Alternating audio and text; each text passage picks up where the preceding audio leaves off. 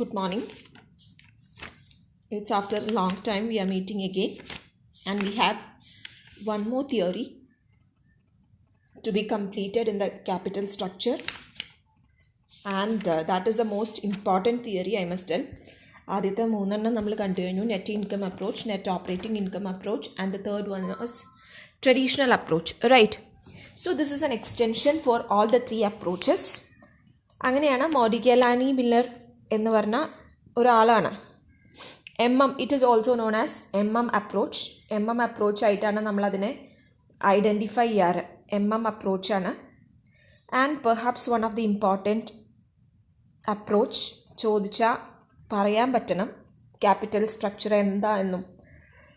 ഇപ്പോൾ പിന്നെ last week we had PG camp, and FM പേപ്പറൊക്കെ വാല്യൂ ചെയ്യുമ്പോൾ തേർഡ് സെമ്മിൽ FM പഠിച്ച് ഫോർത്ത് സെമ്മിൽ സ്ട്രാറ്റജിക് FM പഠിക്കുമ്പോൾ എന്താ ലിവറേജ് എന്ന് പോലും ഒരു പേപ്പർ, ഞാൻ കറക്റ്റ് ചെയ്ത 40-40 പേപ്പറിൽ ഒരു കുട്ടി പോലും എഴുതിയിട്ടില്ല. It is very pathetic to note that financial മാനേജ്മെൻറ്റിൻ്റെ ബേസ് മറന്നു പോകാനുള്ളതല്ല കേട്ടോ. വളരെ പാത്തറ്റിക്കായിട്ട് ഫീൽ ചെയ്തു എനിക്ക്. കാരണം ഫിനാൻഷ്യൽ ലിവറേജൊന്നും ആർക്കും അറിയില്ല. NPV കാണാൻ അറിയില്ല ആർക്കും.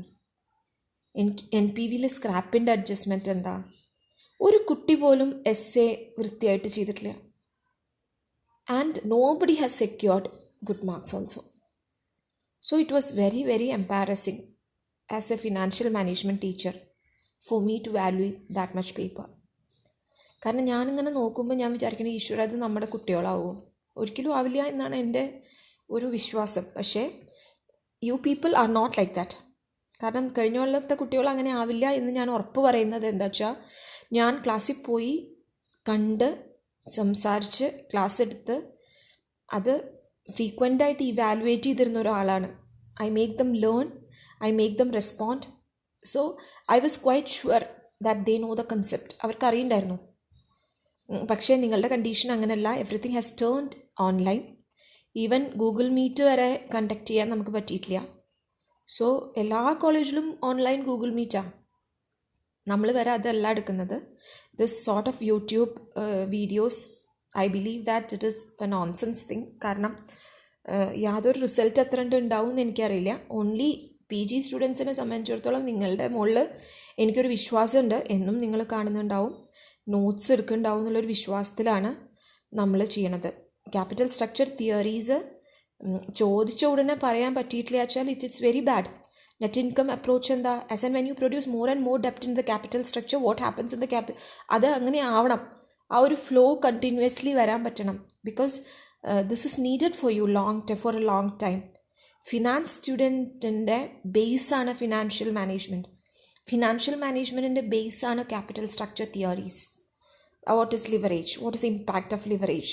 എപ്പോൾ വേണമെങ്കിലും പറയാൻ പറ്റണം. ദ യൂസ് ഓഫ് ഡെപ്റ്റ് along with equity shares is known as leverage, financial leverage. ഇത് വാട്ട് ഇസ് ഫിനാൻഷ്യൽ ലിവറേജ് എന്ന് ചോദിക്കുമ്പോൾ എഴുതിയിട്ടുള്ള ക്വസ്റ്റ്യൻ്റെ ആൻസർ എന്താ വെച്ചാൽ, the word comes from physics. ആ ലിവറിനെ കുറിച്ചിട്ടുള്ള എല്ലാം എഴുതി വച്ചിരിക്കുക. That is not the answer for financial leverage. വളരെ അബ്സേർഡായിട്ടുള്ള ആൻസർ, ഒരു കണക്ഷനും ഇല്ലാത്ത ആൻസേഴ്സൊക്കെയാണ്. So please keep in mind, this is not a funny subject, a subject which you need depth, which you need an interest, a like towards the subject, and I don't know what feedback you people have on the subject also, that I'm not sure, but please keep in mind that you are learning financial management daily. Clear? പഴയ പോലെയല്ല, സംശയങ്ങളില്ല, ഒന്നുമില്ല, ഒക്കെ മനസ്സിലാവുന്നുണ്ട്, ഒക്കെ ചെയ്യാൻ പറ്റുന്നുണ്ട്. എനിക്കറിയില്ല, ഈ ചാപ്റ്ററിലെ തിയറി ഭയങ്കര ഇമ്പോർട്ടൻ്റ് ആണ്. ഓക്കെ, ഡൗൺലോഡ് ചെയ്ത് ഇത്രയും എൻ്റെ സംസാരം കേൾക്കുന്നത്, I know it is pathetic, but I have only this more to tell you. Okay, so today we are dealing with Modigliani Miller approach, which is the most important theory in the capital structure. So this has 2 versions. 2 version ഉണ്ട് Modigliani Miller അപ്രോച്ചിന്. 2 versions in the absence of taxes and in the presence of taxes. Tax include ചെയ്തിട്ടുള്ള ഒരൊറ്റ theory നമ്മൾ പഠിച്ചിട്ടില്ല. അപ്പോൾ ടാക്സിനെ എന്തിനെ exclude ചെയ്യണു എന്നുള്ളതാണ് അപ്രോച്ച്. അപ്പോൾ ടാക്സിനെ എക്സ്ക്ലൂഡ് ചെയ്ത് കഴിഞ്ഞാൽ ടാക്സ് ഇല്ലാത്ത ഒരു സിറ്റുവേഷനിൽ, അതാണ് ആദ്യം അപ്രോച്ച് കൊണ്ടുവന്നത്. മോഡിഗിലാനി മില്ലർ ആദ്യം കൊണ്ടുവന്ന അപ്രോച്ചാണ് in the absence of taxes. അപ്പോൾ ടാക്സ് ഇല്ലാത്തൊരു അവസ്ഥയായിരുന്നു. In the absence of taxes it is known as irrelevance approach. Irrelevance theory, this theory is also known as theory of irrelevance. മറന്നു പോരുത്, റെലവൻറ്റ് അല്ല എന്നാണ്. ഇർറെലവൻസ് അപ്രോച്ചാണ്. Clear? Irrelevance approach. This theory is also known as irrelevance approach. Irrelevance approach ആയിട്ടാണ് നമ്മൾ ഈ തിയറീനെ പറയണത്. In the absence of taxes, ടാക്സിൻ്റെ ആബ്സെൻസിൽ. In the presence of taxes this theory is known as relevance approach.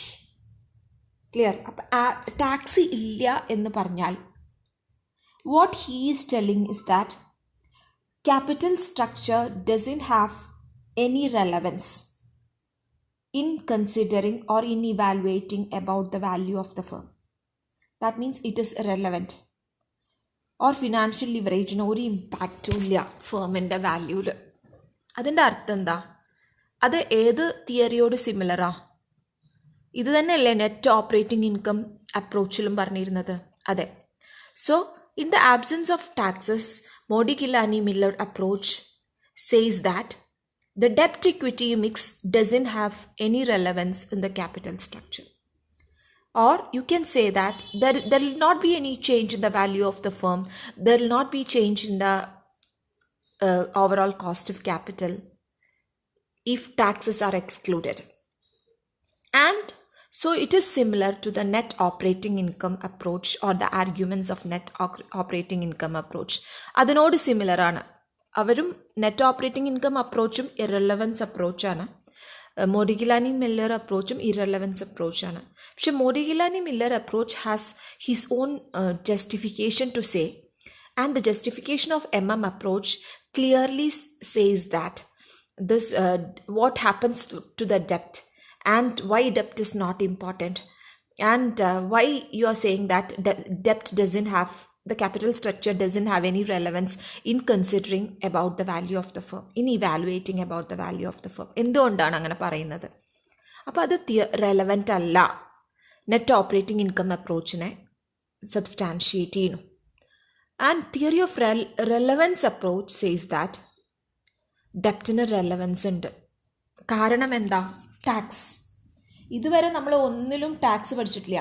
പക്ഷെ relevance അപ്രോച്ചിൽ മാത്രം എന്ത് പറയുന്നുണ്ട്? Taxes are there. ആ ടാക്സിൻ്റെ ഇമ്പോർട്ടൻസ് ആണ് റെലവൻസ് അപ്രോച്ചിൽ നമ്മൾ പറയുന്നത്. So today we are going to see what is the irrelevance approach and what are the assumptions of irrelevance approach, what is the explanation of irrelevance approach. ഒരു കാര്യമുണ്ട്, ഇന്ന് ഈ ഇറലവൻസ് അപ്രോച്ച് പഠിച്ചു കഴിഞ്ഞാൽ ഇന്ന് തന്നെ അത് പഠിച്ച് തീർന്നോളണമെന്നില്ല. അതായത് നിങ്ങൾക്ക് ഒരുപാട് സംശയങ്ങളുണ്ടാവും. പക്ഷേ നാളെ ഞാൻ റെലവൻസ് അപ്രോച്ച് എടുക്കും, മറ്റന്നാൾ അതിൻ്റെ ഒരു എക്സ്റ്റൻഷൻ ഉണ്ട്, അതെടുക്കും. ഒരു 3-4 ക്ലാസ് കഴിയുമ്പോഴേക്കും എന്താണ് ഇറലവൻസ് അപ്രോച്ച് എന്നുള്ളത് ക്ലിയർ ആയിട്ടുണ്ടാവും. ഒരു 2 പ്രോബ്ലം കൂടി ചെയ്താൽ അപ്പോഴേ ക്ലിയർ ആവുള്ളൂ കേട്ടോ. So I am starting with irrelevance approach. The basic assumptions is that there is no taxes, tax ഇല്ല. പെർഫെക്റ്റ് മാർക്കറ്റാണ്. പെർഫെക്റ്റ് മാർക്കറ്റ് എന്ന് പറഞ്ഞാൽ എന്താ? It is a market decides a price. Demand and supply conditions work out. Imperfect conditions അല്ല, perfect ആണ്. Investors act rationally in the sense that everyone has the same behaviour. എല്ലാവരും യുക്തിക്ക് അനുസരിച്ച് ചിന്തിക്കുന്നു. ചിന്താശേഷി ഇല്ലാത്ത ആരുമില്ല എന്നുള്ള ഒരു ടേമാണ് നമ്മൾ റാഷണലി എന്നുള്ള കൺസെപ്റ്റ് പറയണത്. And expected earnings have identical risk. Identical risk ആണ് എക്സ്പെക്റ്റഡ് ഏർണിങ്സിനുള്ളത്. Expected earnings have identical risk. എല്ലാ എക്സ്പെക്റ്റഡ് ഏർണിങ്സിനും ഒരേപോലത്തെ റിസ്ക് ആണ്. അതായത് ഒരു റിസ്ക് കൂടുതലും ഒരു റിസ്ക് കുറവും ഇല്ല. Clear? And the risk depends upon the random fluctuations. ചെറിയ ഫ്ലക്ച്വേഷൻസിന് ഡിപ്പെൻഡ് ചെയ്തതാണ്. അതായത് റാൻഡംലി സംഭവിക്കുന്ന പലതരം ഫ്ലക്ച്വേഷൻസ് ഉണ്ടാവും. അതിനെ ഡിപ്പെൻഡ് ചെയ്തിട്ടാണ് റിസ്ക് വേരി ചെയ്യണത്. Clear? And it is to be noted that all the earnings are distributed to the shareholders. എല്ലാ ഏർണിങ്സും ഷെയർ ഹോൾഡേഴ്സിന് ഡിസ്ട്രിബ്യൂട്ട് ചെയ്യാണ് ചെയ്യുന്നത്. ക്ലിയർ? 6 അസംഷൻസ് ആണ്. അസംഷൻസ് പഠിക്കുക. And let me move to the explanation part. Clear? Explanation പാർട്ടിൽ നമ്മൾ എന്താ പറയണത്? Cost of capital ഡെപ്റ്റ് ഇക്വിറ്റി മിക്സ് ഇറെലവൻ്റ് ആണ്. ഡെപ്റ്റ് equity mix is irrelevant to the capital structure in the determining the total value of the firm. What is the reason that is argued is that though debt is cheaper to equity, debt cheaper ആണ് അല്ലേ? Debt is cheaper to equity. Equityക്ക് cheapആണ് debt. But with the increased use of debt കാരണം എന്താ സംഭവിക്കുന്നത്? What happens is that the cost of equity KE increases. കൂടുതൽ ഡെപ്റ്റ് use ചെയ്യാൻ തുടങ്ങിയ കെയുടെ value, financial risk of the equity share holders starts increasing. Clear? The increase in cost of equity offsets the advantage of low cost of debt. Though KD is less than KE, when ഇതാണ് നമ്മൾ തത്വം എങ്കിലും with increased use of ഡെപ്റ്റ് കൂടുന്നതിനനുസരിച്ച് കെയുടെ cost കൂടും. So this K D will be equal to K E. കാരണം low cost ഡെപ്റ്റ് എന്നുള്ള ഒരു അഡ്വാൻറ്റേജിനെ ഓഫ്സെറ്റ് ചെയ്ത് പോവും കെ ഇയുടെ increase, and thereby keeping K D and K E as equal. Is it clear for you? So the increased use of the cost of equity offsets the advantage of low cost of debt. Clear? Financial leverage എന്ന് പറഞ്ഞ സാധനം cost of ഇക്വിറ്റീനെ effect ചെയ്യേണ്ടച്ചാലും overall cost of capital remains constant. അതായത് നമ്മൾ എന്താ സംഭവിക്കുന്ന, financial K E കൂടുകയാണ്, കെ ഡി കോൺസ്റ്റൻ്റ് ആണ്. അപ്പോൾ കെ ഡിയുടെ ഇൻക്രീസ് കെയുടെ ഇൻക്രീസ് ലോ കോസ്റ്റ് ഡെപ്റ്റിൻ്റെ അഡ്വാൻറ്റേജ് ആയിട്ട് കോമ്പൻസേറ്റ് ചെയ്ത് overall cost of capital constant ആയിട്ട് തന്നെ വരും. ക്ലിയർ? അപ്പോൾ അതിലൊരു കാര്യം പറയാനുള്ളത്, ഫേമിൻ്റെ ഓപ്പറേറ്റിംഗ് ഇൻകം ആണ് important. It is the EBIT which is important. Clear? അതാണ് അതിൽ ക്രൂഷ്യൽ ആയിട്ടുള്ള പോയിന്റ്. എന്താ വെച്ചാൽ എബിറ്റ് ആണ് ഇമ്പോർട്ടൻറ്റ്, അത് കഴിഞ്ഞിട്ടുള്ള distribution is not important in the capital structure. അതല്ലേ അതിൻ്റെ അർത്ഥം. കാരണം കെ ഇ ഉണ്ടായാലും കെ ഡി ഉണ്ടായാലും വാല്യൂ ഓഫ് ദ ഫേമിന് ഒരു മാറ്റവും ഇല്ല എന്ന് പറഞ്ഞാൽ it is the EBIT which is important in the capital structure, and it is the EBIT which determines the total value of the firm, and it is not the K D and K E, or it is not the capital structure. Clear? അത് മാത്രമല്ല, ഒരു beyond certain limit of ഡെപ്റ്റ്, ഒരു ഡെപ്റ്റ് ഒരു beyond ആയിക്കഴിഞ്ഞാൽ എന്താ ഉണ്ടാവുക വെച്ചാൽ ഡെപ്റ്റിൻ്റെ cost increase ചെയ്യും. ക്ലിയർ? അപ്പോൾ പിന്നെ വീണ്ടും എന്താ ഉണ്ടാവുക, കോസ്റ്റ് ഓഫ് ഇക്വിറ്റി താഴോട്ട് പോകും. കാരണം ഫിനാൻഷ്യൽ റിസ്ക് കൂടി വരികയാണ്. കുറച്ച് നമ്മൾ ട്രഡീഷണൽ അപ്രോച്ചിൽ അതിൻ്റെ ഒരു വേരിയേഷൻ പഠിച്ചിട്ടുണ്ട്. ഒരു beyond A point K D വന്നു കഴിഞ്ഞാൽ, if it is more than 1 point, beyond A point, if KD is there, what happens is that KD starts increasing. Clear? Cost of debt increases, KD increasing, and but the cost of equity falls. അപ്പോൾ എന്താ ഉണ്ടാവുക, ഈ K D financial risk കൂടുന്തോറും എന്താ ഉണ്ടാവുക, ഈ കമ്പനിയിൽ നിന്ന് ആൾക്കാർ പതുക്കെ ഷെയർസ് വിറ്റിട്ട് വേറെ കമ്പനിയിലേക്ക് പോകും. ഏത് കമ്പനിയിൽ? ഡെപ്റ്റ് ഇല്ലാത്തൊരു കമ്പനിയിലേക്ക് പോകും. അങ്ങനെ ആ ഡെപ്റ്റ് ഇല്ലാത്ത കമ്പനിയിലേക്ക് പോകുമ്പോൾ എന്താ ഉണ്ടാവുക, ഇവിടുത്തെ കോസ്റ്റ് പതുക്കെ കെ ഇ കുറഞ്ഞു വരും അല്ലേ? അപ്പോൾ ഒരു ബിയോണ്ട് എ പോയിന്റ് ഒരു ഡെപ്റ്റ് കൂടിക്കഴിഞ്ഞാൽ കോസ്റ്റ് ഓഫ് ഡെപ്റ്റ് ഇൻക്രീസ് ചെയ്യും, പക്ഷെ കോസ്റ്റ് ഓഫ് ഇക്വിറ്റി ഫോൾ ചെയ്യും. അതുവഴി ബിക്കോസ് ഓഫ് ദാറ്റ് രണ്ട് കോസ്റ്റും ബാലൻസ് ആയി പോകും. ഒരു മോഡിഗിലാനി മില്ലർ അപ്രോച്ചിൻ്റെ ഒരു മെയിൻ എംഫസിസ് ആണ്, രണ്ട് ഐഡൻറ്റിക്കൽ ഫേംസിന് cannot have different market values.